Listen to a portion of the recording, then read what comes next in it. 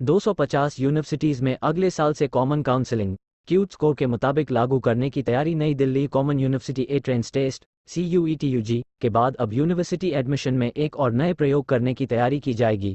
2023 में देश के 43 केंद्रीय विश्वविद्यालयों समेत 250 एजुकेशनल संस्थानों में ग्रेजुएशन कोर्सेज में दाखिले CUET स्कोर से हो रहे हैं। वहीं अगले केंद्रीय हाई साल सभी विश्वविद्यालयों आधार पर कॉमन काउंसलिंग का नियम भी लागू हो सकता है।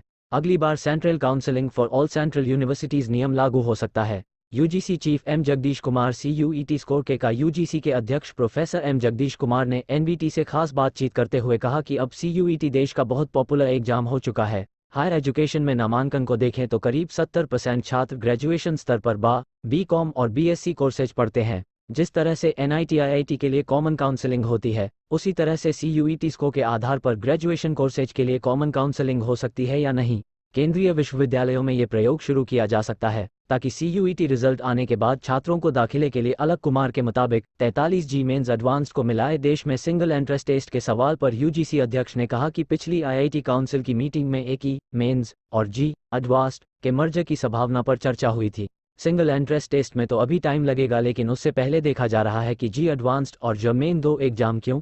ये देखना होगा कि मेंस में हाई रैंक पाने वाले और G होल्डर में बीच संबंध एडवांस्ड रैंक की क्या अलग यूनिवर्सिटी में आवेदन न करना पड़े। दूसरे संस्थान अपने अपने स्तर पर ही काउंसलिंग करेंगे। इसके लिए एक खास सॉफ्टवेयर भी बनाना होगा।